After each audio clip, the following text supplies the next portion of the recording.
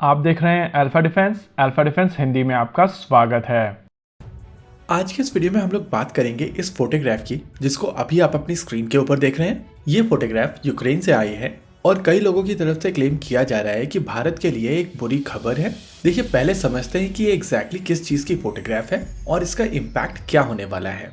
ये basically SAP 518 regatta pod है जो रशियन Su-30 एयरक्राफ्ट के ऊपर माउंटेड था, जिसको यूक्रेन में मारकर गिरा दिया गया है। और इसी चीज को लेकर कई वेस्टर्न एनालिस्ट की तरफ से कहा जा रहा है कि अब रशिया के सीक्रेट को वेस्टर्न कंट्रीज एक्सप्लॉइट कर सकती हैं और इंडिया में भी इस सिस्टम को लेकर कुछ कंसर्न्स सुनाई दिए हैं। भारतीय वायुसेना के Su-30 MKI फाइटर जेट्स इन्हीं पॉड्स का प्रयोग करते हैं और इसी वजह से इंडिया में ये कंसर्न काफी तेजी से प्रोपोगेट कर रही है। देखिए, सबसे पहले हम लोग यहाँ पर सैप 518 जैमिंग पॉड कॉम्प्लेक्स को समझ लेते हैं।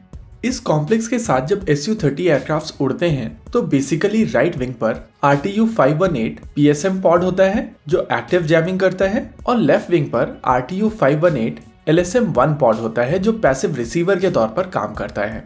एक टिपिकल ऑपरेशन के दौरान किसी भी रेडार से आ रही फ्रीक्वेंसीज को लेफ्ट विंग पर मौजूद RTU-518 LSM-1 पॉड रिसीव करता है और उसके बाद राइट विंग पर मौजूद RTU-518 PSM पॉड एक रिफ्लेक्शन सिग्नल सिंथेसाइज करता है और उसको रेडार की तरफ भेज देता है, जैसे कि एयरक्राफ्ट के ऊपर से आया हुआ रिफ्लेक्शन हो।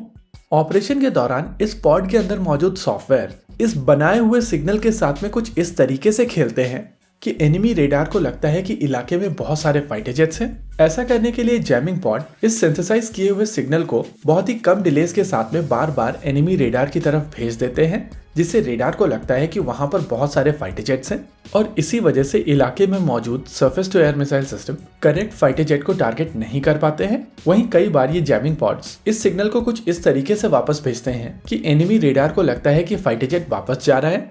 इन थ्योरी यहाँ पर कहा जा सकता है कि फाइटर जेट इन पॉड्स की मदद से एनिमी रेडार और surface to air missile system से काफी आसानी से बच सकते हैं। लेकिन इशू ये है कि इस समय यूक्रेन के पास में एक सैप 518 पॉड है जो मीडिया की तरफ से क्लेम किया जा रहा है कि इंटैक्ट है, यानी कि ये टूटा नहीं है। और बहुत सारे वेस्टर्न एनालिस्ट की तरफ से क्लेम किया जा रहा है कि वेस्टर्न फोर्सेस और यूनाइटेड स्टेट्स ऑफ अमेरिका मिलकर इस पॉड को स्टडी करेंगे और समझ लेंगे कि रशिया किस तरीके से ऑपरेट करता है। वहीं दूसरी ओर भारतीय वायुसेना को लेकर कहा जा रहा है कि क्योंकि भारतीय वायुसेना अपने Su-30 MKIs के साथ में इन्हीं पॉड्स का प्रयोग करती है, तो इस वजह से भारतीय वायुसेना के लिए भी एक बड़ा थ्रेट है।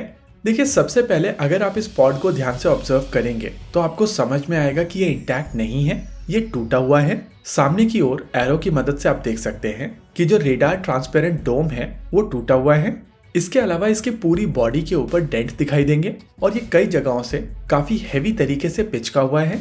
नॉर्मली इन सिस्टम्स के अंदर जो इलेक्ट्रॉनिक प्लेस की जाती है वो प्रिंटेड सर्किट बोर्ड्स के ऊपर होती है, जिनको हम लोग पीसीबी कहते हैं, जो बेसिकली आपके कंप्यूटर के मदरबोर्ड जैसे दिखते हैं। हालांकि जो मिलिट्री स्टैंडर्ड के पीसीबीज होते हैं वो IPC A610E स्टैंडर्ड फॉलो करते हैं। नॉर्मली क्लास 3 स्टैंडर्ड्स होते हैं और इसी वजह से इसमें यूज होने वाले पीसीबीज की टेम्परेचर और प्रेशर हैंडल करने की क्षमता बहुत ज्यादा होती है, लेकिन फिजिकल स्ट्रेंथ ऑलमोस्ट सेम होती है। और इसी वजह से मेरा मानना है कि ये पॉड जिस स्थिति में दिख रहा है उस हिसाब से ये इंटैक्ट नहीं है और इसके अंदर मौजूद पीसीबी काफी ज्यादा बुरी हालत में होने वाले हैं। वैसे एक मोमेंट के लिए मान लेते हैं कि ये पॉड इंटैक्ट है और यूक्रेन के हाथ में ये पॉड लग चुका है, तो उसके इम्पैक्ट क्या होंगे। देखिए, हार्डवेयर परेशानी वैसे भी नहीं है, ये चीज सभी को पता है कि इस सिस्टम में किस तरीके के हार्डवेयर का प्रयोग किया जाता है। परेशानी है सॉफ्टवेयर की और इसमें मौजूद थ्रेट लाइब्रेरी की।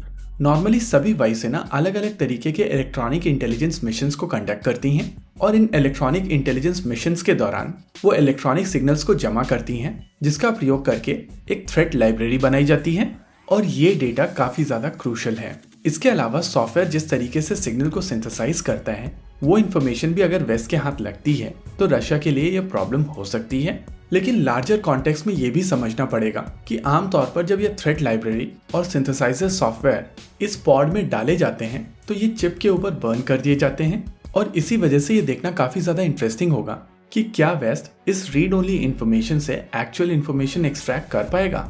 रही बात भारत की, तो भारत का सिस्टम एक्सपोर्ट वेरिएंट है और इसी वजह से इसमें यूज होने वाला सॉफ्टवेयर और थ्रेट लाइब्रेरी अलग है, यानी कि भारत के ऊपर इसका बहुत ज्यादा इम्पैक्ट नहीं पड़ने वाला है। इसी के साथ आज के इस वीडियो में रखते हैं केवल इतना ही।